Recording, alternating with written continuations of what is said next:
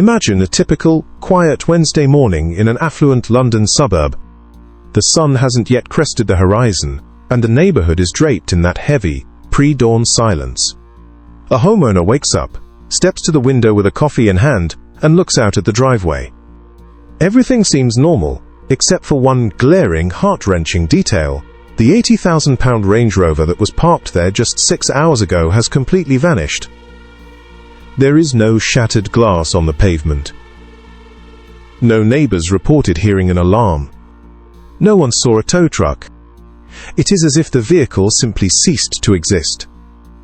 This was the terrifying reality for hundreds of families across the United Kingdom between 2015 and 2024. For years, the Metropolitan Police and local task forces were chasing ghosts. They weren't dealing with desperate joyriders or smash-and-grab amateurs. They were up against a new breed of criminal that traded crowbars for coding devices and brute force for business like discipline. These invisible thieves had identified a critical vulnerability in the very technology meant to keep us safe.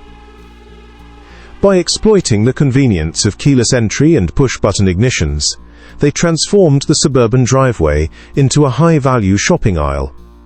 The sheer scale of the disappearing fleet was unfathomable.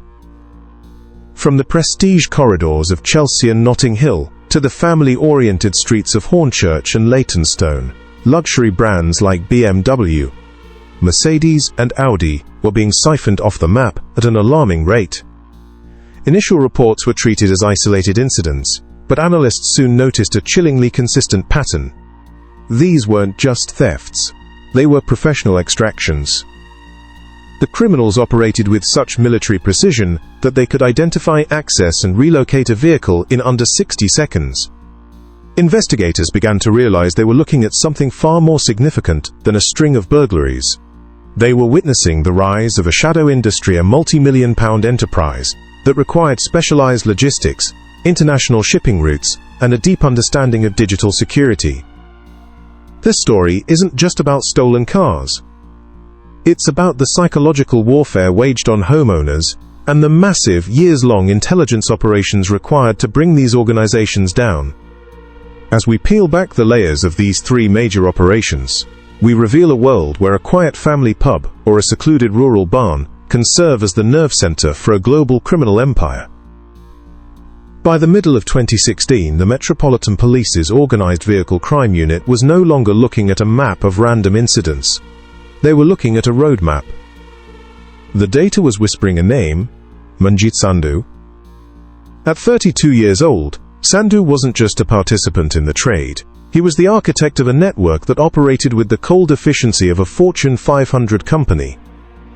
While he lived a seemingly unremarkable life in Hornchurch, his operation was funneling millions of pounds worth of luxury assets through a very specific and very public location: the Blakesley Arms pub in Manor Park. The brilliance of Sandu's strategy lay in its camouflage. To the average passerby, the pub was just a local watering hole. In reality, investigators suspected the basement was a high-tech workshop. However, the gang's most ingenious trick was how they moved the stolen goods through the heavily monitored streets of London. They utilized decoy vehicles, ordinary cars, outfitted with official transport for London private hire stickers. By making their fleet look like legitimate minicabs, they could sit in late-night traffic or pass through police checkpoints without raising a single eyebrow. It was a masterclass in hiding in plain sight. The investigative breakthrough came through a combination of old-school surveillance and modern digital forensics. Detectives began ghosting the suspects, quietly attaching tracking devices to vehicles linked to Sandu and his primary coordinator, Hina Bucks. The data revealed a consistent, rhythmic pattern: nightly excursions into affluent neighborhoods between 2:00 a.m. and 5:00 a.m., followed by a high-speed return to Manor Park. But it wasn't just about where they went. It was about how they got inside. The team discovered that the gang was exploiting a simple oversight in home security. Many homeowners would lift the handle on their UPVC doors but fail to actually turn the key.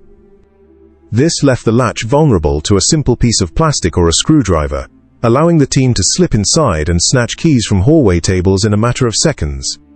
When the clock struck 5:00 a.m. on August 17, 2016, the silence of Manor Park was shattered. Dozens of officers descended on the Blakesley Arms. In the basement they found the smoking gun, not weapons or masks, but bags filled with blank transponder keys, professional-grade programming devices, and specialized locksmith tools. This was the engine room of a £3 million conspiracy. Upstairs, the bar was still set for the next day's service, a chilling contrast to the digital heist being orchestrated beneath the floorboards. With the recovery of dashcam footage from a stolen BMW, which inadvertently recorded the thieves' face sand, CCTV, from a McDonald's drive-thru showing the team casually ordering food in a stolen vehicle, the net finally closed around Sandus' empire. As the sun set on the high-profile arrests in London, the landscape of vehicle crime began to shift. The invisible thief was no longer just a city dweller. The operation had migrated into the vast rolling greenery of the Essex countryside. By early 2024, a new and even more structured network had emerged, led by 29-year-old Wahed Youssef. This wasn't just a group of individuals snatching cars for a quick profit. This was a highly sophisticated, industrial-scale chop shop operation that treated luxury vehicles like raw materials on a factory floor. The heart of this empire was a modest, corrugated barn in the rural village of Little Bardfield. To any local farmer or passerby, the building appeared to be nothing more than a quiet storage unit for agricultural machinery. But as night fell, the barn transformed. Large transporters and recovery trucks would navigate the narrow country lanes, delivering nearly new Range Rovers and BMWs that had vanished from driveways as far away as Devon and Hertfordshire. The doors would slide shut, and inside, a team of specialists would begin their work. This was the dark side of the production linear place, where an £80,000 masterpiece of engineering could be reduced to a pile of sorted components in a single shift. The breakthrough in this case didn't come from a high-tech digital trace, but from a moment of profound human realization. A witness, growing suspicious of the activity at the barn, caught a glimpse of the interior. Sitting among the tools and stripped frames was a Land Rover Discovery. What made the sight so heart-wrenching was that the vehicle still contained its original contents: children's, car seats, and personal family belongings. It was a stark reminder that these weren't just units being processed. They were pieces of people's lives. This single observation became the catalyst for one of the most intensive surveillance operations in the history of Essex Police. For the next 115 days, detectives from the Serious and Organised Crime Directorate lived in the shadows. They installed covert cameras, capturing hundreds of hours of footage that showed the gang's disciplined hierarchy in action. While Youssef, coordinated from Ilford, and Mohammed Bukhari managed the logistics from Luton, a dedicated team of dismantlers worked tirelessly within the barn. They weren't just taking cars apart. They were erasing their identities. Serial numbers were ground away, and parts were meticulously tagged and stacked. By the time the investigation concluded, the team had linked the site to 47 stolen vehicles, with a combined value exceeding £3 million. The quiet barn in Little Bardfield wasn't just a workshop, it was the epicenter of a baffling mystery that stretched across the entire south of England. The investigation soon shifted from the dirt roads of Essex to the industrial giants of the Thames estuary. Detectives began tracking the digital and physical footprints left by the network's logistics experts, realizing that the quiet barn in Little Bardfield was merely the first stop in a much longer journey. The trail led them directly to the London Gateway port, where a massive steel shipping container sat waiting for departure. On paper, it was a routine shipment of household goods destined for West Africa. In reality, it was a high-value vault holding the secrets of an international criminal enterprise. When authorities finally pried open the heavy doors, they didn't find the furniture described on the manifest. Instead, tucked deep within the shadows, were the gleaming grilles of 2 Range Rovers and a Toyota Land Cruiser, worth a combined total of over £80,000. The level of deception was staggering. The gang had meticulously staged an innocent load around the vehicles, using sofas, wardrobes, and everyday appliances to shroud the stolen assets from the busy eyes of customs inspectors. This wasn't a desperate gamble. It was a refined, established pipeline. Further evidence uncovered back at the rural headquarters suggested these routes were even more extensive, with shipping labels marking destinations as far-flung as the United Arab Emirates and Eastern Europe. Inside the little Bardfield unit, the technical reality of the operation came into sharp focus. This wasn't a group that relied on the crude methods of the past. Officers recovered professional-grade signal jammers and relay attack device tools specifically engineered to intercept the silent, electronic handshakes between a modern car and its key. These devices allowed the crew to bypass sophisticated security systems without leaving a single mark. By cloning the digital signature of a vehicle, they could start the engine in seconds and vanish, leaving the owners to wake up to a bafflingly empty driveway. It was a digital heist executed with surgical precision. This international dimension transformed the investigation into a high-stakes game of global chess. It was no longer just about recovering property in the UK. It was about disrupting a network that treated the world's shipping lanes as its own personal distribution system. The coordination between the hidden workshops in the countryside and the export hubs at the docks revealed a level of strategic planning that rivaled legitimate international trade. For the investigators, the discovery at the port was the definitive proof they needed to dismantle the entire structure. It tied every element of the puzzle together, proving that every vehicle processed in that quiet barn was a pre-sold asset in a much larger, global conspiracy. As the investigation into the large-scale chop shops reached its peak, the Metropolitan Police were simultaneously closing in on a different, yet equally dangerous cell. The digital architects, Tariq El Ghali and Hakim Aziz, represented the pinnacle of the invisible thief evolution.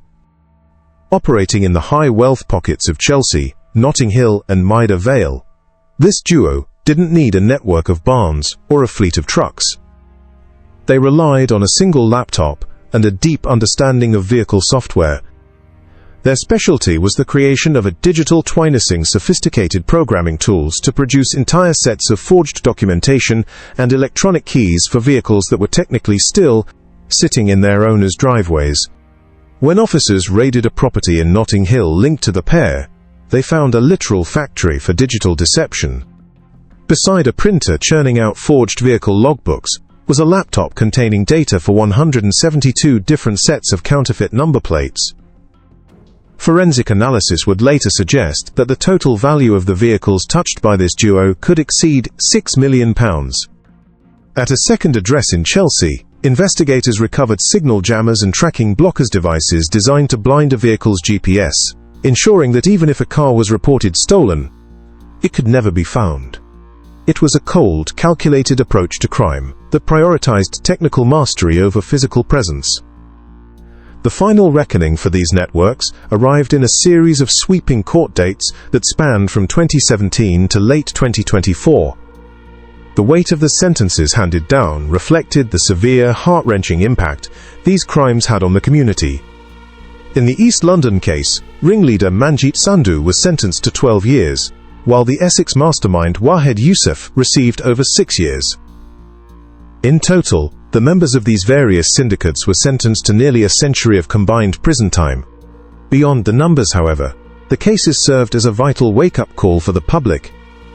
Investigators used the conclusion of these operations to highlight a simple, yet critical, security flaw: the reliance on digital convenience over physical security. The story of these three operations is a testament to the evolving nature of crime in the digital age. It serves as a reminder that while technology advances, the fundamental goal of the investigator remains the same: to find the truth hidden in the shadows. As we look back at the empty driveways and the quiet barns, the message is clear: the invisible thief may be fast, but they can never truly outrun the combined weight of dedicated surveillance and community vigilance. What do you think about the sophistication of these networks? Does the sentence length truly reflect the loss felt by the victims? Let us know your thoughts in the comments below, and don't forget to secure your vehicle and your home tonight.